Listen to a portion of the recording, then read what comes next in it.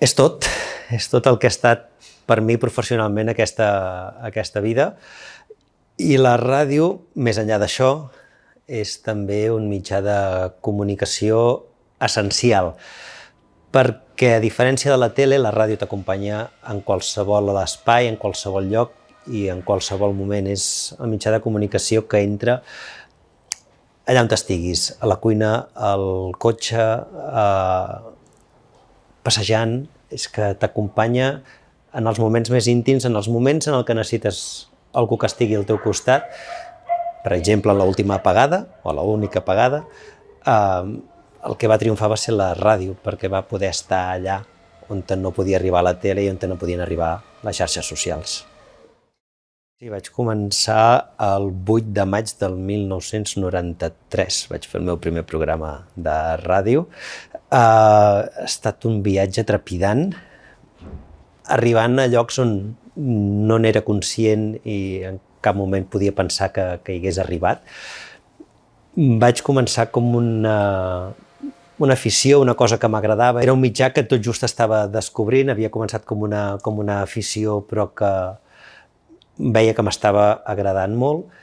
I des d'allà, des d'aquell moment, amb una ràdio municipal, vaig passar després per una altra municipal, a Ràdio Palau, després vaig tornar a Ràdio Santa Perpètua, després vaig anar a Ràdio Sabadell i d'allà ja vaig saltar a RAC1. O sigui, d'aquests pràcticament 30 anys que porto dedicant-me a la ràdio, podríem dir que la meitat han estat amb ràdio municipal i l'altra meitat a primera línia amb ràdio convencional. És posar-te a prova professionalment. És a dir, allà és on realment aprens a fer tot un periodisme que no aprens a fer a les emissores municipals. A les emissores municipals aprens a desenvolupar-te, a fer la professió amb un pal i una espardenya. Vull dir, no tens pràcticament res, però tens una cosa que no tens a les grans. Tens el contacte, tens la proximitat, estàs a prop d'allà on estan passant les coses, amb la qual cosa tens l'accés a aquella informació molt més propera i tens uns contactes, unes vies d'arribar-hi que no tens normalment quan estàs als grans mitjans, perquè als grans mitjans parles de tot. Els anys a RAC1 m'han permès aprendre un munt de coses, de com fer un programa, de com funciona per dins una estructura grandiosa com és el món a RAC1, que coordina no només l'equip, sinó tota la gent, tot el gruix de col·laboradors, corresponsals, gestionar volums ingents d'informació perquè puguin entrar dins del programa, per fer-les atractives.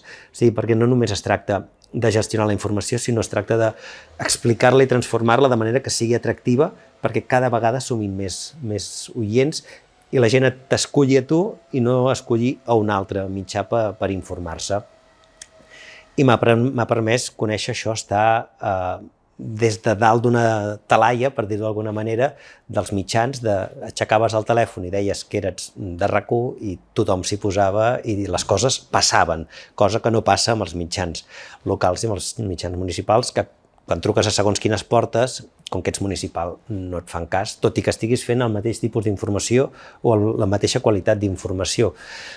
Però bueno, m'ha permès conèixer un món que m'ha agradat i que m'hi he sentit molt còmode i que m'ha permès créixer professionalment. El ritme, el moviment, el funcionament del programa t'obliga a mantenir sempre un ritme que en aquest cas és decreixent, perquè jo arribava allà a 5:15 del matí, les 5:45 del matí, i just havia de començar el programa, però ja havies de començar a mirar què havia estat passant, què estava passant, què estaven dient, i a mesura que anava avançant el programa anava baixant el ritme, perquè també informativament parlant anava baixant el ritme del propi programa.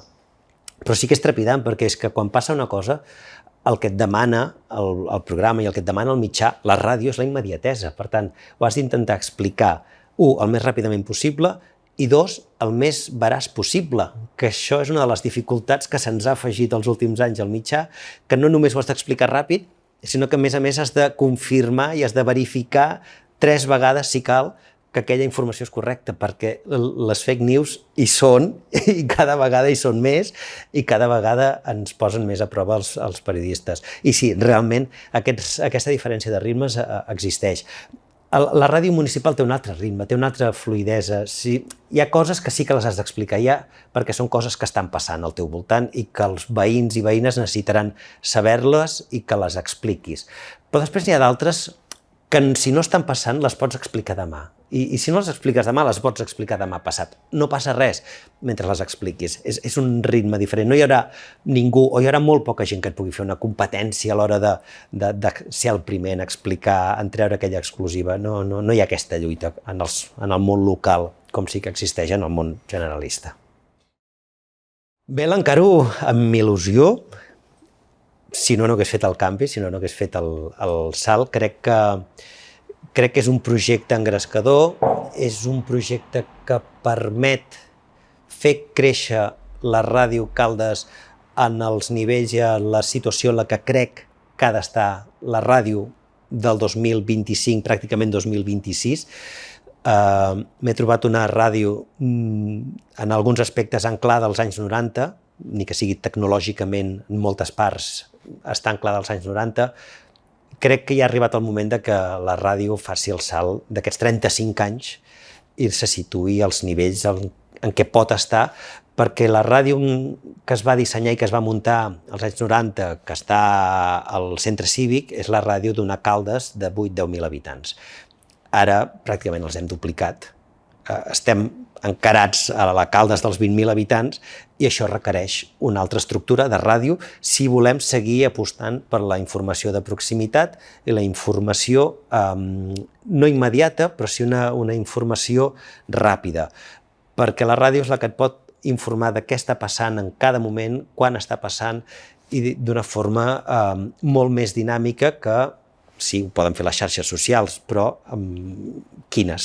Les de la ràdio és la del mitjà municipal, és que és el mitjà que ha de portar aquesta credibilitat per ser qui és i per parlar per tothom i explicar les coses de tothom.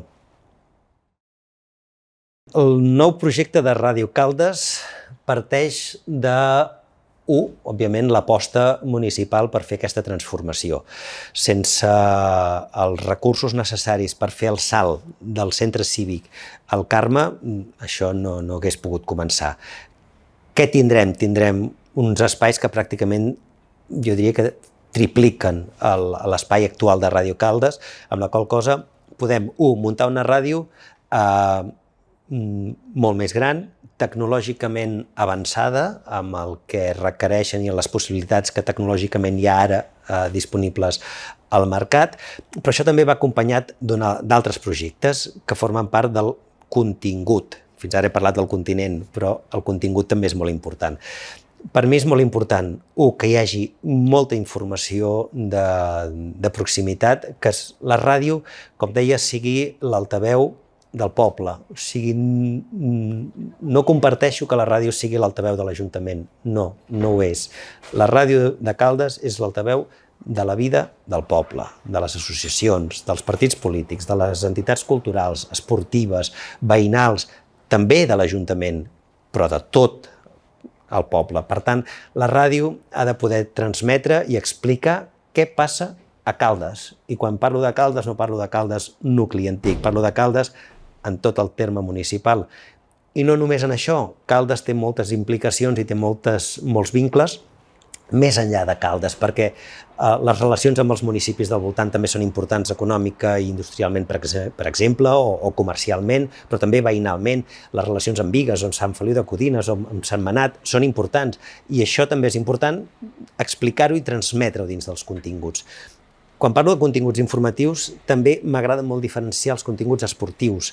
No pot ser que a Ràdio Caldes no hi hagi un seguiment de l'actualitat esportiva com es mereixen els equips que hi ha a Caldes, que competeixen a categories molt importants. Hem de fer una aposta, i aquí també hi ha una part del projecte, de fer una aposta perquè l'actualitat esportiva també sigui un element important de la nova Ràdio Caldes. I que hi hagi una estructura, això requereix una estructura de gent que pugui tirar endavant tot això. Una ràdio basada només en el voluntariat és una opció, és un model, és el que hi ha hagut fins ara, però no crec que sigui el model, ja no de present, sinó el model de futur que cal per Ràdio Caldes.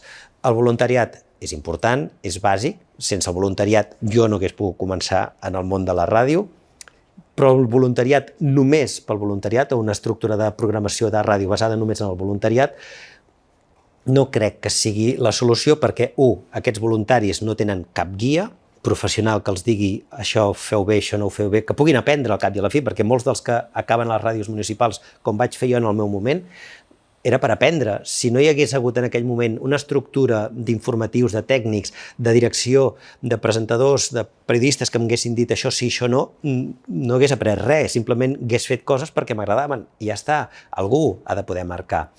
A banda d'això, hi ha d'haver una estructura bàsica que sigui el que aguanti el funcionament troncal de l'emissora i de la programació. I aquí doncs, és on també incidiré una mica amb els propers canvis. Sí que hi haurà canvis a la programació, intentarem introduir un programa magazín diari per recollir tota una sèrie de continguts que fins ara, pel fet de tenir programes de voluntariat en el que no pots dir-los què han de fer i què han d'explicar perquè venen a fer el que volen, doncs poder tenir un programa magazín que pugui servir de contenidor de tota una sèrie de continguts que fins ara no tenien un espai en la programació de Ràdio Caldes.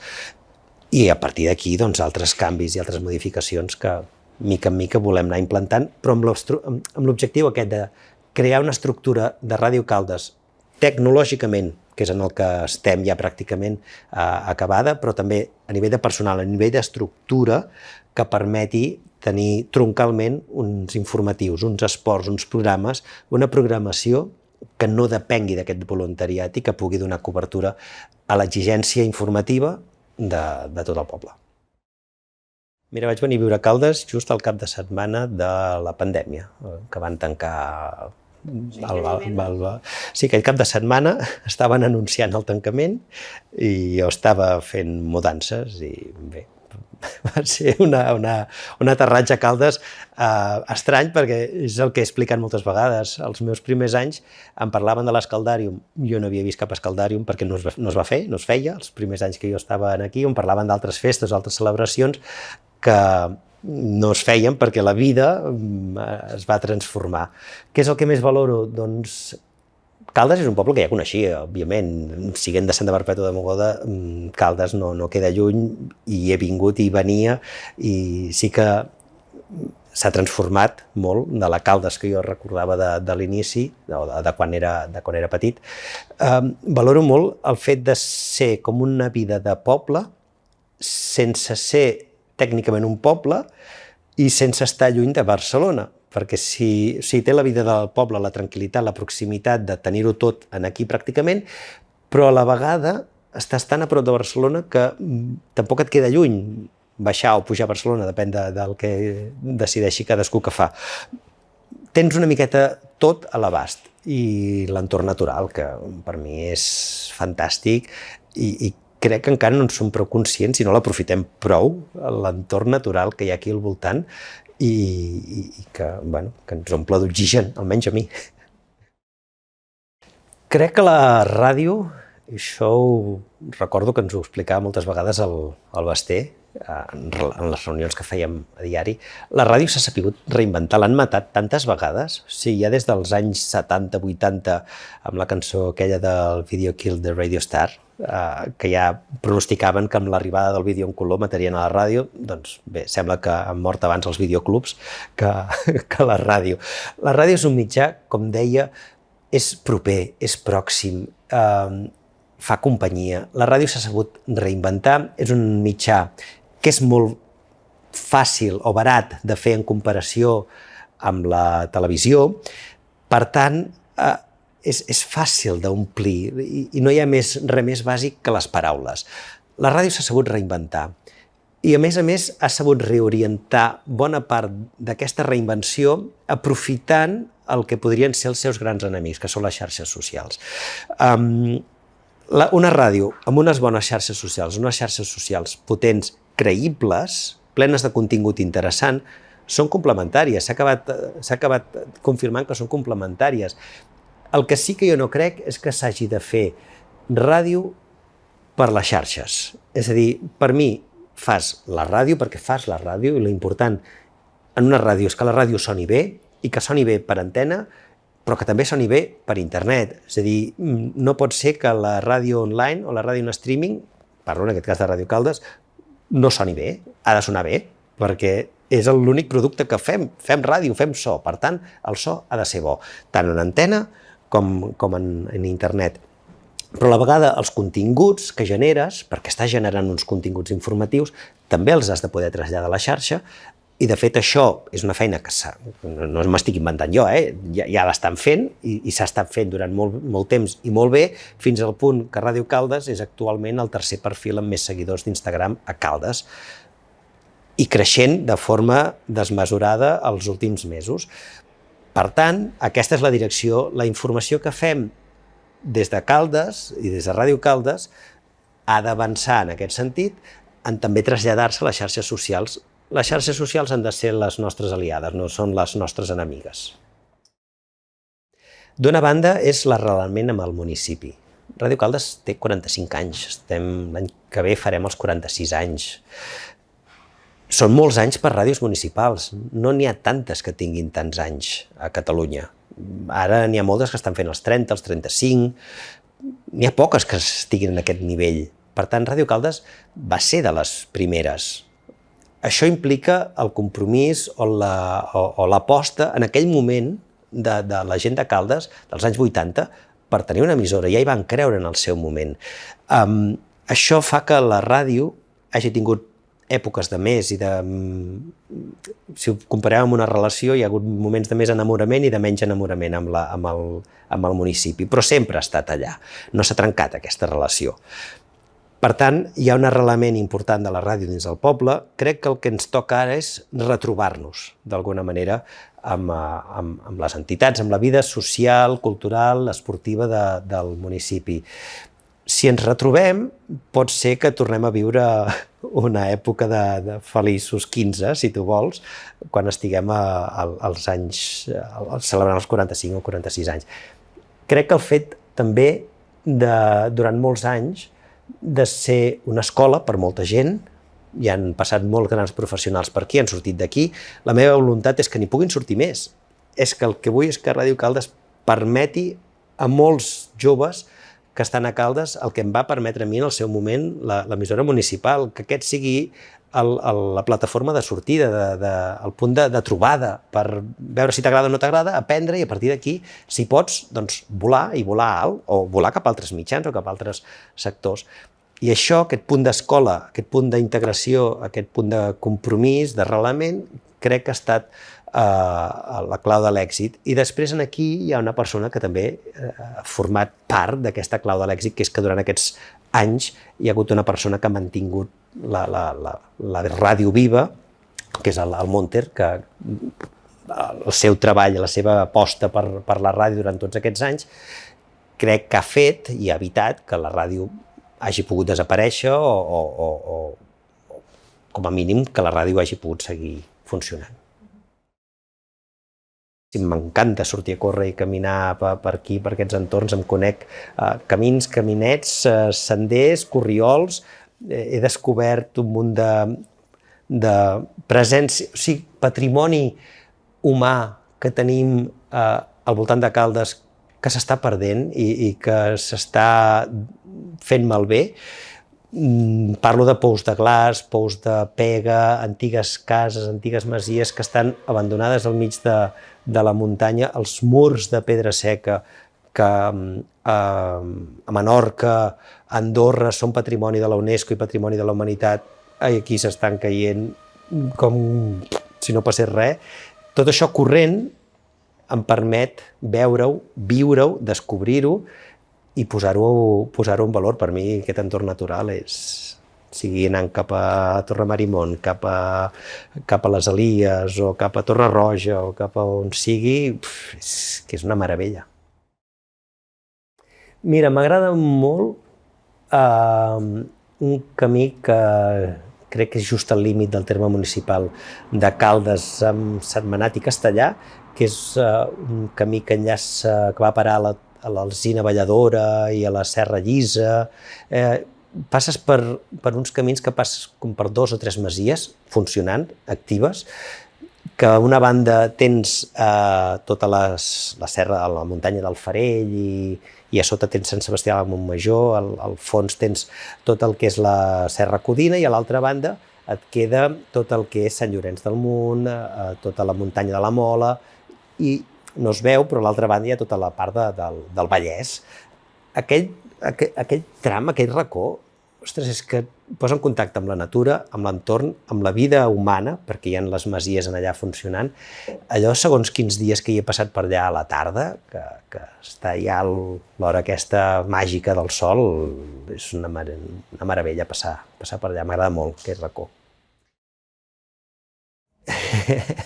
Mira, n'hi ha un que va relacionat amb el fet de venir aquí a la ràdio, que és, jo tinc moltes ganes de fer un safari. No l'he fet mai i tinc moltes ganes, bàsicament perquè entenc que és ja la culminació de l'experiència amb la naturalesa. Aquí, òbviament, si surto a córrer no em trobaré elefants ni girafes, espero, però no sé, tinc ganes de poder fer això, un safari. I és una de les coses que vaig dir, quan estava amb la decisió de si venia o no venia aquí a dirigir la ràdio, perquè implicava deixar la carrera professional a RAC1 en aquest cas, potser venint a Ràdio Caldes tinc l'oportunitat de poder fer un safari i, bueno, em queda pendent.